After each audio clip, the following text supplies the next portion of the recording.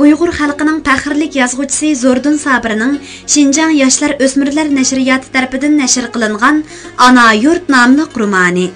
Bu roman Beliqut shirkatida ovozga elinib, Beliqut to'rida anglatildi. Lekin inson undaq emas. U zimindek keng qo'rsoq, mardona emas. U ba'zida quyoshni, haroratni, hatto qardan zimistonni unutib qoladi. Ba'zida uningga yer yuzidagi quyosh kulinib qaramaydigandek, zimin yarilishidanla go'riston bo'lib yaralgandek. Dastlab turgan bu ziminda noli faryoddan boshqa hech nima yo'qdek bilinadi. Nuri judolikning nimaligini endi bildi. Ümidsizlik bilan tumanga aylangan bu qorong'u dunyo shu qorong'ulikda tamtilab ro'jak izdig'ichining dodi bo'lsa kerak. Sabiha mushundaq kundimidi. U nada, holi qandaq. U o'zining har qancha qilib muhabbat to'ridan qutulib chiqolmaydiganligini bildi. Uning muhabbatsiz yashashga urinishi o'zini aldash, sun'iylik ekanligiga qat'iy ishondi. Sabiha uning hayotining bir qismiga aylanib qoldi. Bu paketni inkor qilishga uning iloji yo'q.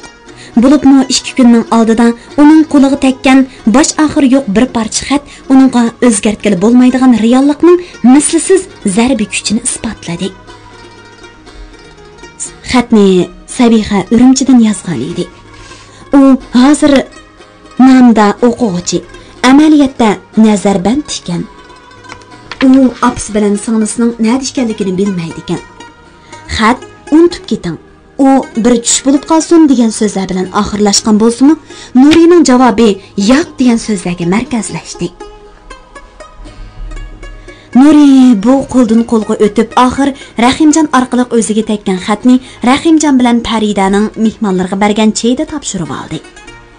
Nuri u xatni to'l o'qib yodlab oldi. Xat Nurining qo'llaridan to'lib mejilib, ko'la dasmalga aylandi. Saman qog'ozga ximchiski qalam bilan yo'g'on qilib yozilgan bir varaq xatga pokiz bir yurakning illiq ko'z yoshi. Zulm xo'rliqlari siqqan edi.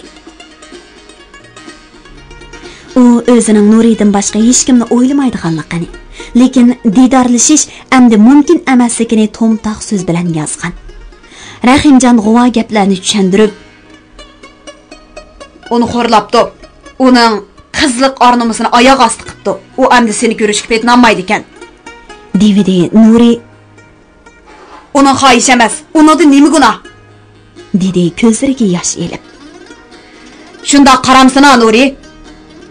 Sen bizning milliy psixikimizdan halqib ketding-ku ukam. Haqiqat meni shuningga majburladi. Badan bilan ruhdagi xohishning birlashmiki tez. Men nazariya jihatdan buni bilaman. Ruslar hayotga shunday qaraydi. Lekin beshimga kelmagachga men bu xil sinoqqa bardoshlik bera olmayman-mi, bilmayman. Turmush odamlarni sinaydigan bir maydon. To'mirlarida sapqan oqqan odam haqiqiy poklikni qabul qila oladi. Haqiqat odamni ba'zi qahramon qilib yetadi, ba'zi bichar qilib qo'ydi, lekin u odamni hargiz rasvo qilib etmaydi. Mana bu yil maktab bitirdigan o'quvchilarmi muzokarada. Ular Shindoban alt büyük siyosatni yo'lga qo'ygandan beri Şinjanda paydo bo'lgan yangiliklar, yaxshiliklarni paketlar bilan so'zlamoqda. Bo'libmi ma'arif jihatda rostli bakchong o'zgarishlar bo'lgan. Bu xil paket Yang Zingshin Jinshorlar davrida emas, ilgirki tarixda ko'rilib baxmagan. Hozir 13 millatning o'z uyushmalari bor. Uyushmalar madaniyat ma'arifni mislsiz rivojlantirdi. Hozir Şinjan bo'yicha hukumat va uyushmalar qaramog'idagi maktablarning soni 2403 ekan. O'quvchilari 271.100 ga yetgan. O'qituvchilar soni 6071 ga yetib, Jinshurin davridagidan 37.70 hassa ko'paygan. Bu 38 hassa degan so'z. Teyip Hacı'nın çıraylık kostyum burulki kiygen Abdurşit ismlik tuqqani bu sonliq raqamlarni nereden bilib oldikin, bu rastlı bir paket. Lekin Shindobanning turmida o'ltirib atgan odamlarning sonini mushundoq aytib bera oladigan biror odam chiqsaydi, balki o'lganlarmi 271 mingdan jiq bo'lsa kerak. Sen Abdurshid har qancha maqtatni jallatni oqlay olmaysan. Sovet İttifaqı 1934-yili 5 milyon altın rubli, 1937-yili yana 2 milyon 500 ming altın rubli yordam qilgandan keyin Shandobandning bu 7 milyon 500 ming altın rublining ko'p qismini harbiy xarajatga ishlatib, xalqni bostirganligini, az qismini sanoat, savdo, yez egiligini mashinlashtirish, madaniyat, ma'arif ishlariga ishlatganligini nemishqa xalqqa aytay olmaysan. Sen Abdurashid boyiq sonliq raqamlar bilan gidaymi? Men Nuri Nizarxon G'ojamdan yezib olgan mushu 7 milyon 500 ming oltin rublini aytsam bekorli lat bo'lasan. Tarixda qaysi hukmron kuchlik bir chet davlatning bunchalik cho'ng yordamiga erisha olgan? Sen o'quvchilarning 271 ming necha yuzga yetganligini biladi ekansan. Sabihada xo'rlanganlarning sonini bilamsan? Mening kichkina inimdek begunoh aytilgan narsalarning sonini-chi? Kim nimani desa Nurining ta'tir javobi tayyor edi. Uningga so'zligichilarning hammasini yolg'onchi, xushomatchi, suiqasdchi bo'lib to'ylatdi. Rost gap. Shandobandni tillash, haqoratlash, pash qilish, xalqni uni yo'qotishga kurashga chaqirish. Bundaqlar nimishqa sahnaga chiqmaydi. U tit bo'ladi, teri katdi. Lekin sahnaga chiqolmaydi. Gimnaziyaning oshxona zaliga odamlar liq to'lgan. So'zlikchilarning hammasilar madilanguvchilar, tamaxo'rlar. Yaxshichaq bo'lg'uchilar edi. Nuri chiqib raskablarni so'zlasa, uni hozirli turmaga soladi.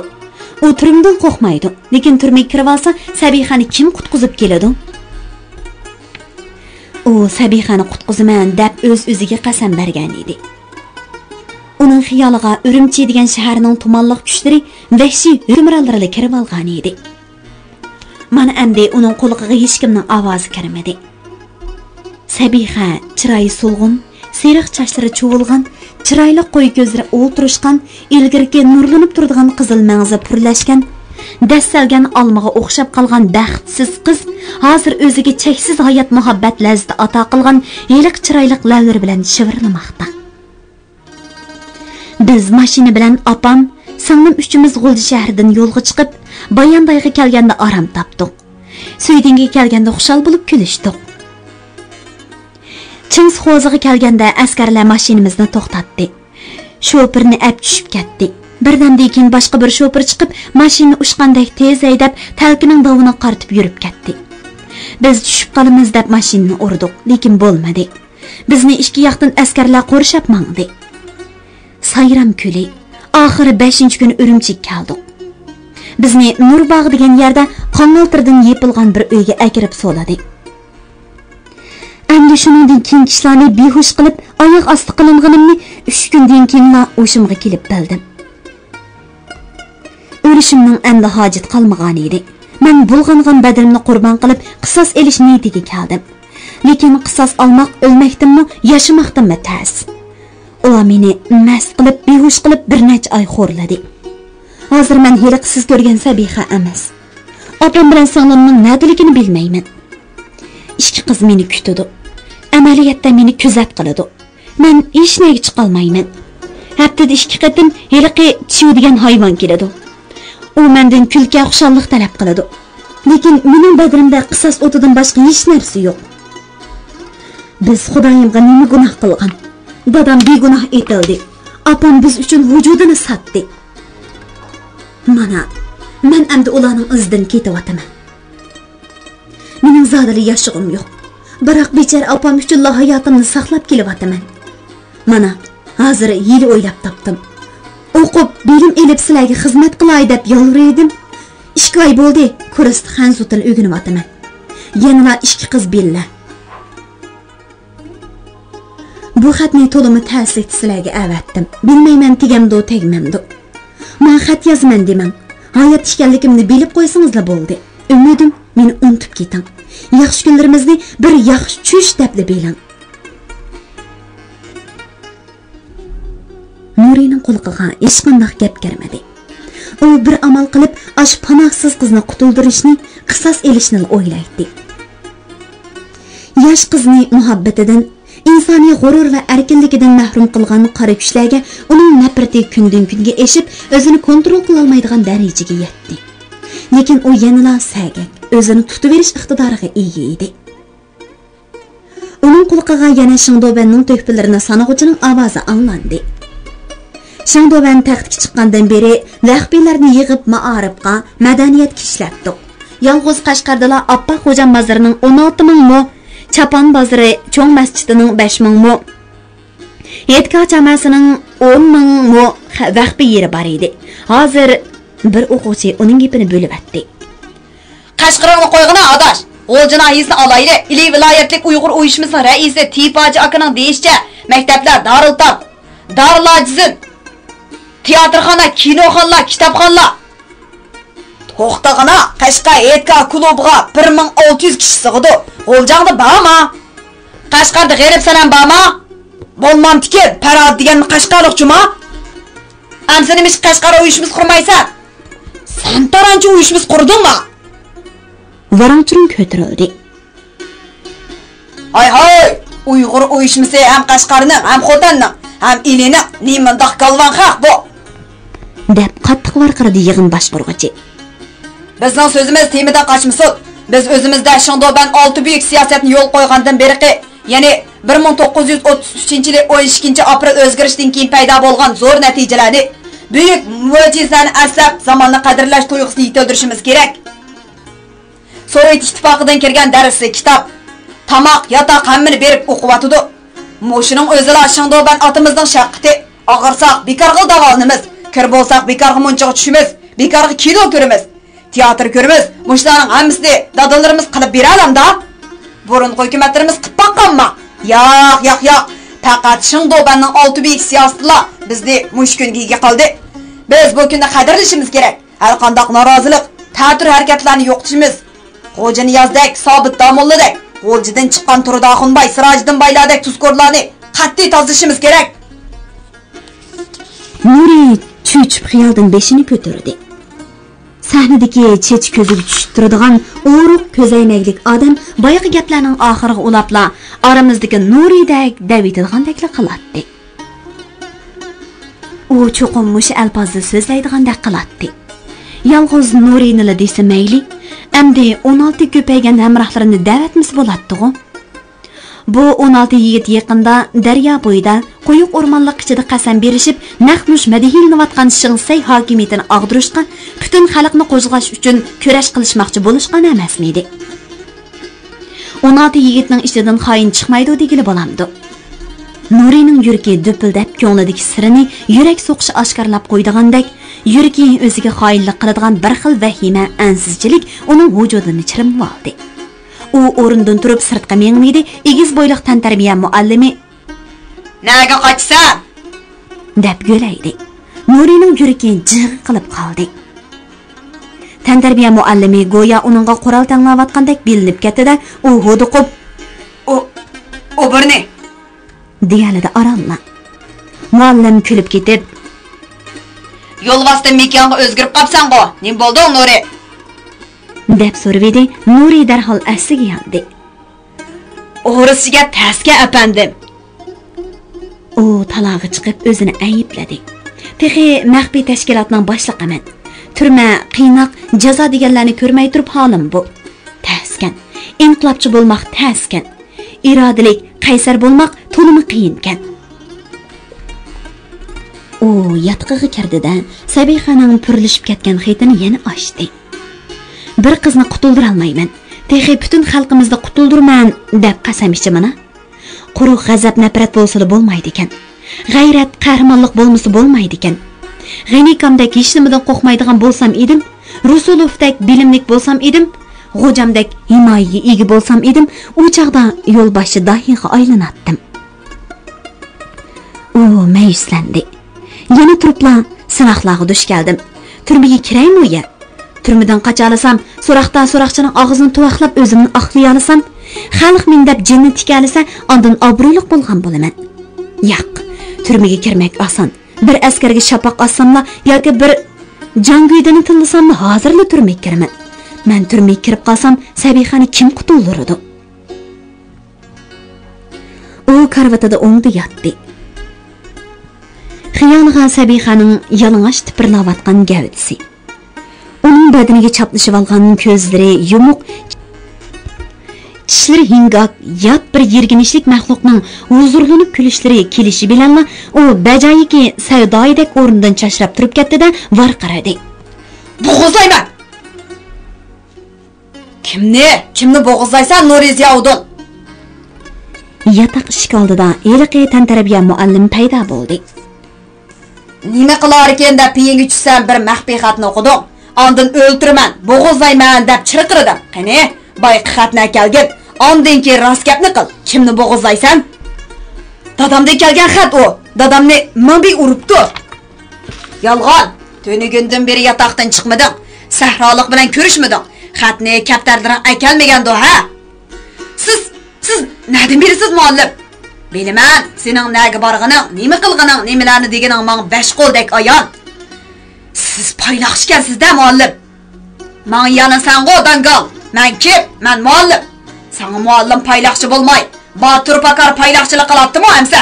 Men seni tegishlik joyga olib beraman. Muallim uning so'l murisidan silkib tutdi.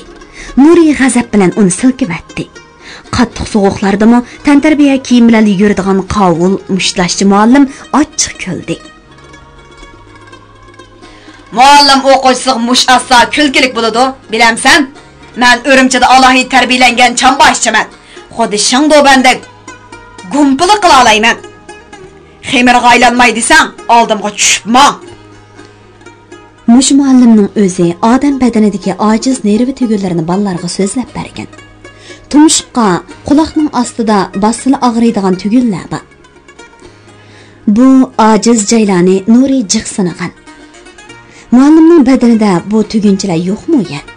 Boturligini sinaydigan payt mana mushug'i. Ne gapirsiz muallim? Turmigimi? Hozircha ishxonaga topshiraman. Nimani? Xatni, kimni tillig'ingni? Boya dedim-ku.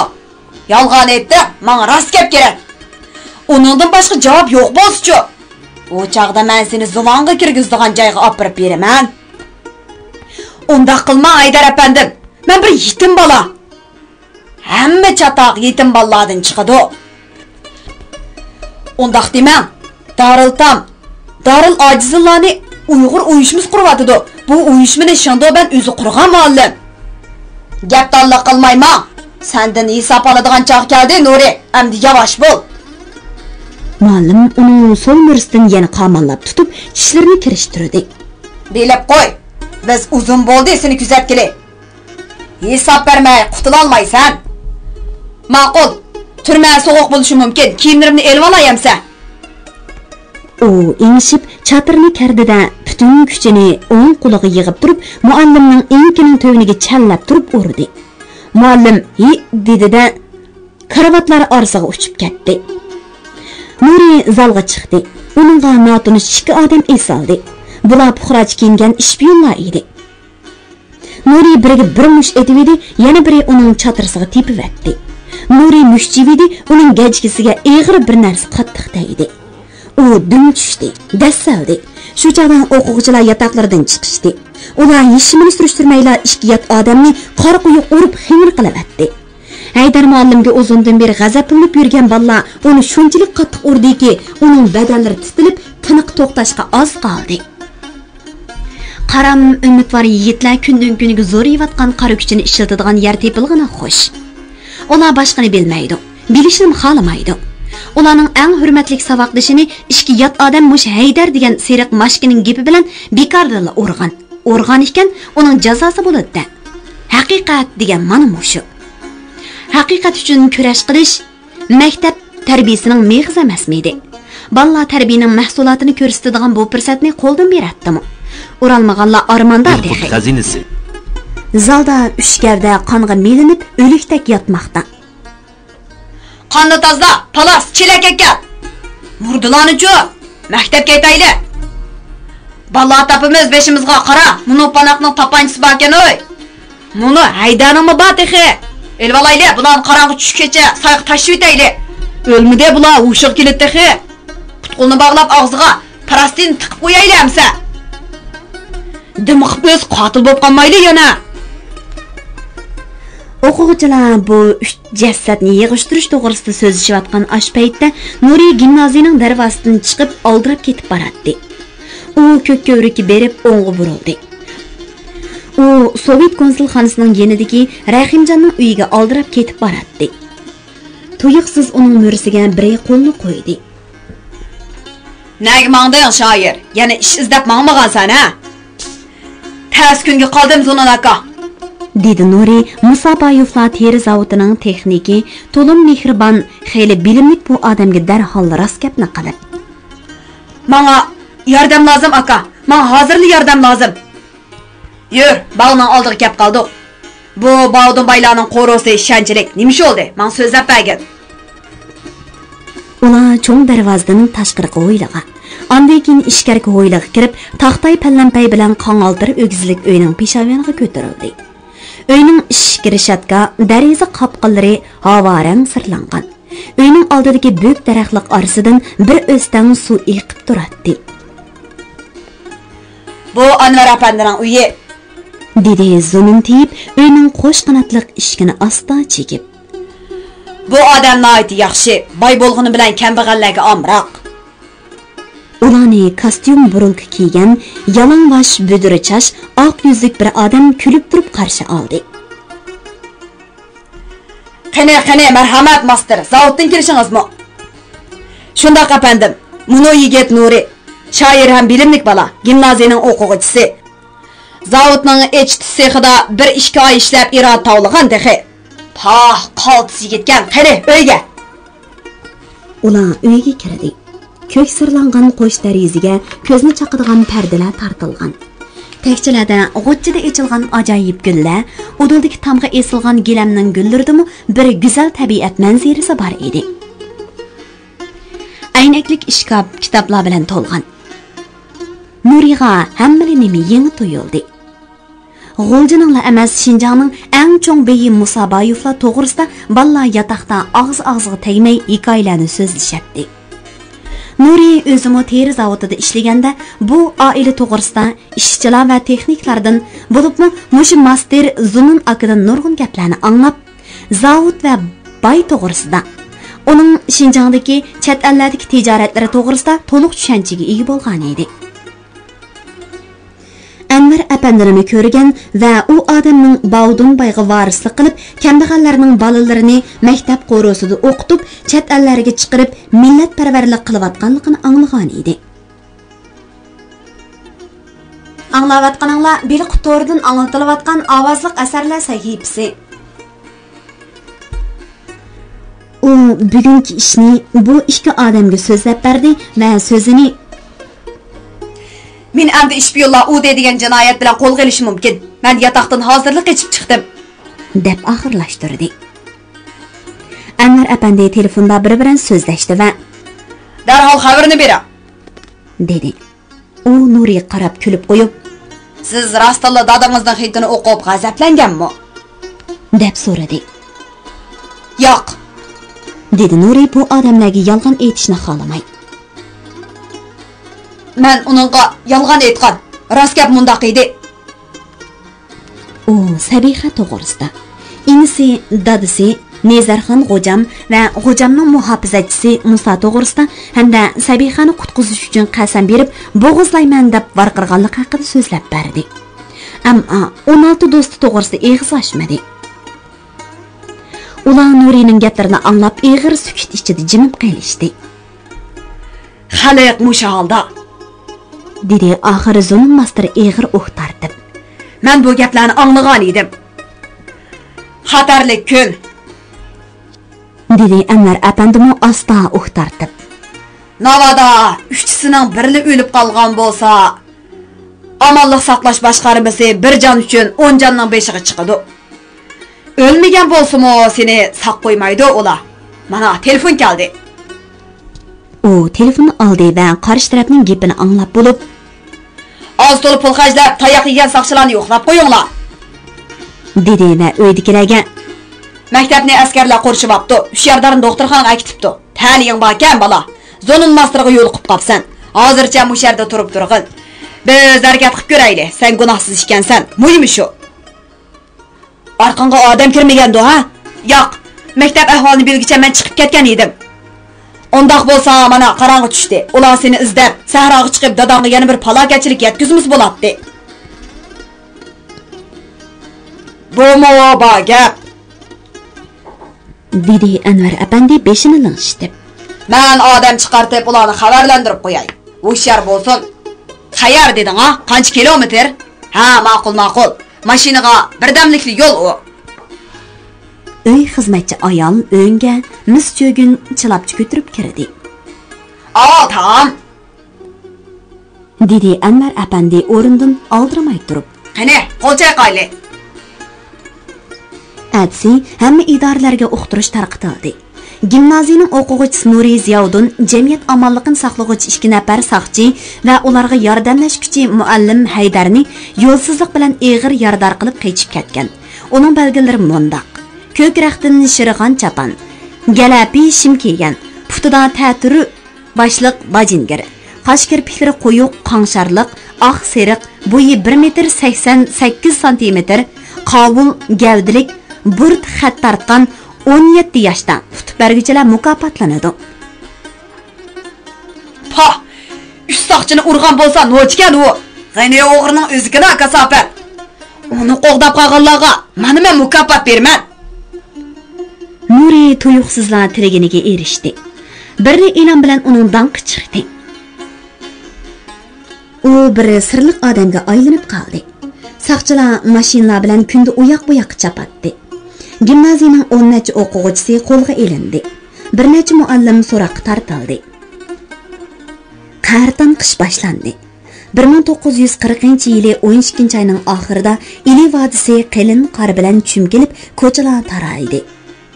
Daraxtlar mushchaydi. Odamlar qalin juva, pima quloqchilarini kiyishib, qor bilan to'lgan ko'chalarda tasda minishapti.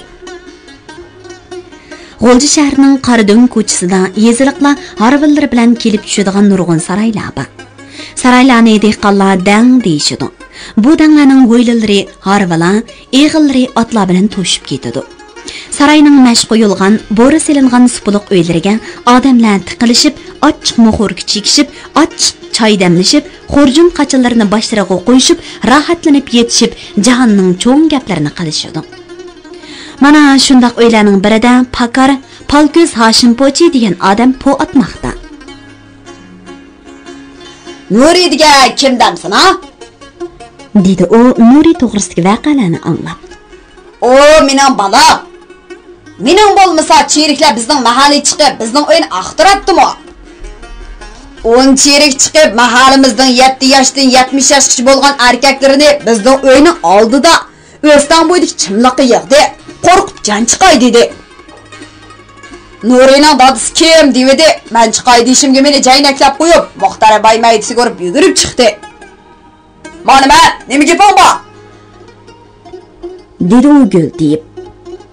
Balam hukumatga qarshi, sen bilamsan, bilmamsan. Hukumatga qarshi bo'lsa balamni izlab tur. Balangni 3 kunga topsan, bo'lmasa seni so'laymiz. Men balamni ustixona meni go'shtlarning deb maktabga topshirib bergan. Maktabdan so'ramamsan. Gaping xeli cho'ng'u, ovozingni to'ng-to'ng chiqadi-ku. Xudoyim bergan. Balangni tepib beramsan yo'q? Sen tepib berasan, qo'rqitib qochirib atgandikin. Bu hayvon, qara dexe. Hayvon degan sendek qavshiydi. Bog'la uni. G'ani o'g'ir keldi, g'ani. Biri naq shu chaqda qarni to'zitib, ot choptirib kirib-edi. Askarlar teri beran bo'lishib tikavatdi. Kula-kul uchaylarimiz uzilgidek bo'ldi. Sen g'ani o'g'irni ko'rganmi? Indaydiganda mavu billa o'g'irlik qilgan degina, Abdumarimning begining bir uyur yilqisini o'g'irlagan demay oygoqchilik qilgan. Seni nimish so'limidi hamsa? 5-10 ma so'laydiganga G'anikamning yenidan neri ketmaydigan tursa. Hozir G'anikam nada? Elaqi jalabxonada, ovu to'pidangda jalabxona bor bilamsan. Yolg'on gap qilma, Palko'z. Azbroyi, puling bormi, opirib qo'yman. Eshik urildi. Uyga oqtirg'uchilar kirdi. Ular odamlarni bir-birlab sinchilab qarab, yollarini, xurjun qochillarini oqtirg'ula turdi. Odamlar qo'rqishib, chekchiyib qilishdi. Hashim pochi xuddi sadan qo'rqqan cho'jidek shumshib bulunga kirib oldi. Nereden geldin? Bay Toqaydın. Qaysi mahalladın? Tövenki ondun. Ha, etan nima? Hashim. Yanındaki odamlar varqirashdi. Nurining dadisi, eliq saqchilar izlayotgan Nurina. Rasma? Ras. G'ani o'g'rining do'stikan dexe. Rasma? Ras. Yolg'on aytqan bo'lsam, Xudo ursin. Amsa akang hozir nerede? Jalabxonada. Yur, bizni shu jalabxonaga boshlab borg'in. Turatdimi u yerda miljonlik qilib, haqacha qavoqxondidu? Qaysi qavoqxonda? Men nereden bilay, qavoqxona, jalabxon deganlaringga darib baqmizam. Hashim pochini bir askari bilan bir mahalla aktipi saroydan noqushlab haydab chiqdi. G'ani o'g'ri turmaga so'langanlarni qutqizg'ili odamlardan boshlab shaharga kiribdi degan xabar Urumchiga yetib borgandan keyin amalliq saqlash boshqarmasi nurg'un saqchi amaldorlarini Urumchidan G'o'ljaga avatdi. Ular kelgandan beri har kuni mushundaq aqtirish, tutish, qiynab so'roq qilish ko'paymoqda edi. Bu ishning sababchisi Nuri bo'ldi. Nuri Musabayevlarning yordami bilan tutilishdan amon qoldi. Lekin uning to'g'risida gap so'z tarqaldi. O'quvchilar solandi. Bu xabarni anglab Nilqa Kunas tog'larida bulangchilik qilib yurgan G'ani o'g'ri rastli bir qatim turmaga hujum qilib 6 o'quvchini qutqizib qochib ketdi. Bu qatim askar o'lmadi, lekin patparaqchilik avj oldi. G'o'ja shahrining to'g'ri ko'vrik 3 darvoza ko'chalarida saqchilar qurollanib, ba'zida otliq, ba'zida piyoda hayvi ko'rsatib yurishdi. Lekin ular izdigan Nuri ismli o'quvchi bu kunlarda Musabayevlar teri zavodining birinchi sexida azganlarga haq to'kib teri ashlaydigan ishchilar orasida ishlayotdi. U uzun burut qo'yib olgan, seriq chash, gap qilmaydigan notunish bir odam qiyofatida edi. Angar apandi bilan Zonun apandi uni ashundoq girimlab, ashundoq o'rinlashtirgan edi. İsmi Thomas, milleti German. Mush zavodni qorashtirgan eriqi Germanning tuqqani. deb tunishtirdi. Buningdan 30 necha yil burun kelib, Husayn Bay teri zavodini qorashtirib, nurg'un texnik, master va ishchilarni yetishtirib qo'yib ketib qolgan Germaniyaning Mayin daryosi bo'yidagi Frankfurt shahridan kelgan texnikni hamma odam hurmatlaydi. Shunga Nuri bu yerda hurmatga ega edi. U oqshimi qo'ruvishidagi taxtayliq yotoqda simkarvatda yotadi. Chiroq o'chirilgandan keyin yolg'on chash bilan burutni elib etib, yuz ko'zini yuyib aram oladi. Lekin uningga aram yo'q edi. Uning xiyolidan uning uchun azob tortayotgan savoqdoshlari, qarindoshlari, yiroqdagi Sabiha 1 minutmi neri ketmaydi. U Zunun master bilan yolg'iz uchrashgandilar. Qachon niqoblanaman? deb so'raydi. Master kulib turib, Qachon turmaga kiraman deb so'ramaydi ekansan, ha? deb chaqchaq qiladi. Va shu kuni shaharda bo'lgan yangi ishlarni qisqa qilib so'zlab beradi. Kunduzi qonsiq sexda amgak qilish, birma odam bilan gaplashmaslik, kechalari azob bilan xiyol surish Nurining jiniga to'limi patdi. Ma'nalardan kelgan o'rislar bir nimalar deb qoqoqlashib kulishadi. So'rin chiroyi hayvi qilib topancha esib yuradigan askarlar ushqitib, g'odiyib, kishilarga mansitmaslik nazarida qarab qo'yib yurishidi-yu, bu zaminning o'zidan ko'klab chiqqan, hayotdan umidi cho'ng bo'lgan bir yigit g'am tog'lari ostida un-tunsiz azob chekadi. Hayot mushundaq adolatsizlik ustiga qurilganmi, ha? Boshqalar na'nalardan kelib hukm sursuyu, bu yerga kindiqani to'kilgan, bu yerga butun mehr muhabbati bog'langan, bu zamin uchun jinni atagan o'g'il qizlar jazolanadi. Ular jiniga, muhabbatiga, insoniy g'ururiga ega bo'la olmaydi. Ular gap qila olmaydi, kulolmaydi. O'z yerida yo'g'onchamdab manga olmaydi. Ular ko'chalardagi lanishlardan mahar. Qahrdan qishda terak ustida dugdiyib o'tirgan to'ng qog'idimi bichora. Bichora Sabiha o'lib olishqami chorisizkan. Uning gunohi bu dunyoga to'ralganimi? Xudo bergan go'zal husnini qiymi-chimi qilib nobud qilganimi yoki go'zal hayotni tasavvur qilgani va shu hayotdan hamma odam bahramand bo'lsin deb o'ylaganimi? Nuri zavoddan beshini sangiltib, sarg'ush qisqa jo'sining yoqisi bilan quloqlarini yepib, oq kiyimi kiygan oyoqlarini qalin qorda asta yutkab yotoqqa ketib etib, tuman bosgan qarton havoga nurg'un savollarni og'zidan chiqayotgan hur bilan birga chiqaryapti. Lekin uningga na daraxt, na tomla yoki japokash zamin javob bermaydi. U yotoqqa kirib, muz gullari bilan bezalgan deraza qopqoqlarini atdi. Eshikni ichidan taqidi va mashki ko'mirni jaq selib qo'yib, karvatga o'ngsiga yotdi-da, xiyollardan qutulish uchun qo'liga kitob oldi. Chernyshkivskining nima qilish kerak degan romanining latin yozig'idagi o'zbekchisini 2 kundan beri o'qimoqda edi. Chernyshkivski turmada yetib 11 oyda yozib chiqqan bu roman Nurining nurg'un savollariga javob bermoqda. Uni qorong'ulik ichidan yo'l tepib ilgirlashga ilhomlantirmoqda edi. Rahmanov qandoq odam?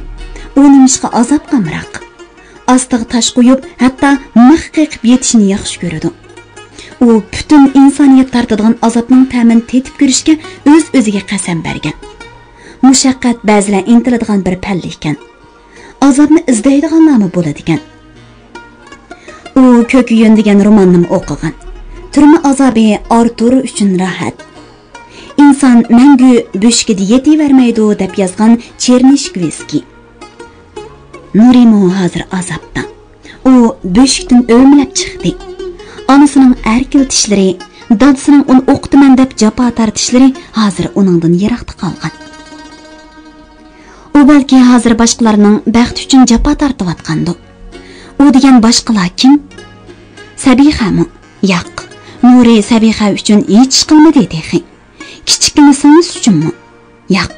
U hozir boshqalarga qurbon berishga hojatman emas. Undaq bo'lsa, o'zi uchunmi? O'zining kelgusi martabalik, hurmatli odamga aylanish uchunmi? Rasulov uningga zodil o'zini o'ylamaydigan, butun insoniyatning baxtini o'ylaydigan odamlarmi bor degan edi. Nuri buningga ishonmagan. U hozirmi shundoq odamlarning borligiga ishonmaydi. Nuri qisos imtihon uchun jinini tikkan. Uning qo'lidan shu ishlik keladi. Qisos elish uchun hokimiyatni og'dirish kerak deydi Nuri. Uning dushmanlari hozirgi hokimiyatning a'tiborliqlari. Hokimiyat uning dushmanlarini yo'lamoqda, qurollantirmoqda. Mushmanidan aytganda Nurining deganlari to'g'ri.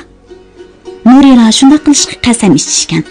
Bu hokimiyatni og'dirib, xalqqa zulm solmaydigan, hamma ishda haqiqatni qo'g'daydigan, odamlarning xushal-xuram, bayasha turmush kechirishiga yordam beradigan, zaminimizning mo'l boyligi, go'zal qo'ynidan foydalanib, yo'qsizlik, jabr zulm, odamni odam ezish, bo'zaq qilish tamoman tugagan jamiyat qurish ularning orzusi edi.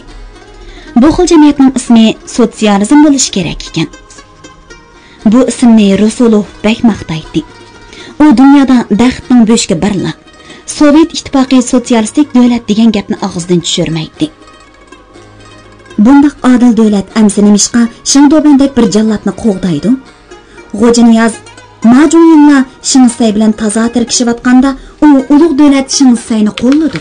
Bu nima uchun?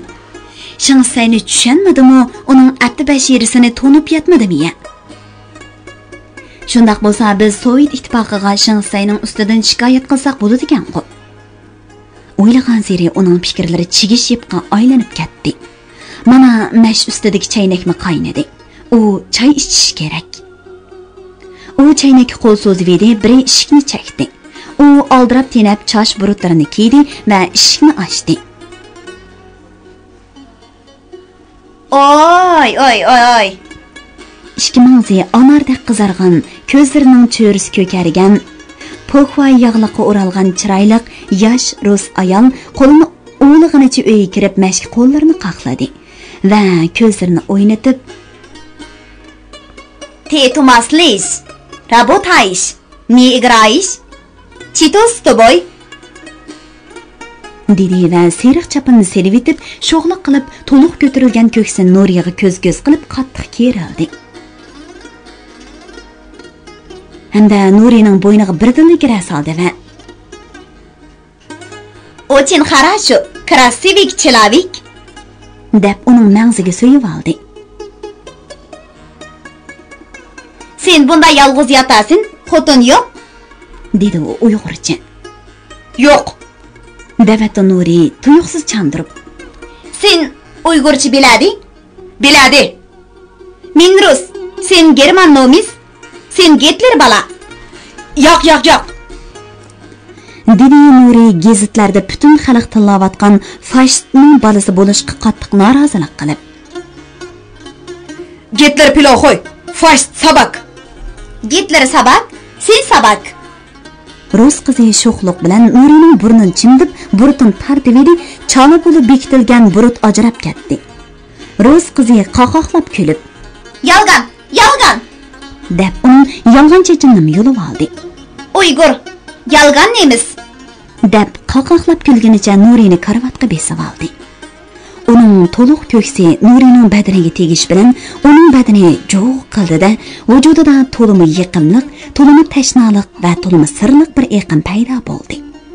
U ayolni ishtardi va yolvordi. Jinim Zina, men Uyg'ur. Men sen shuni qilay, meni pash qilmag'in. Sen ishpiyon? Yo'q. Sen nima? Men aytmadi. Meni hukumat tutmoqchi. Bildi.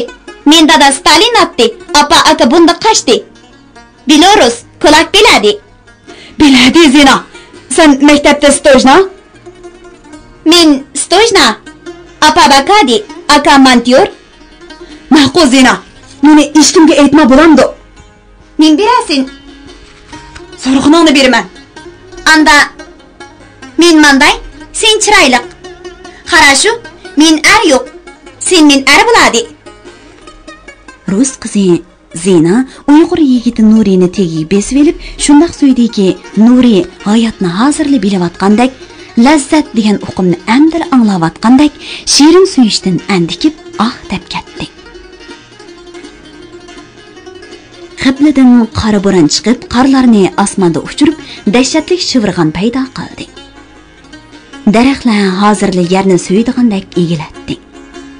Nurining dariza qopqini yosh ujmi daraxti tinimsiz so'ymoqda. Qopqoq g'ingshimoqda. Rus qizi Zina Uyg'ur yigiti Nurini xiyol olamidan real hayotga qaytarib keldi.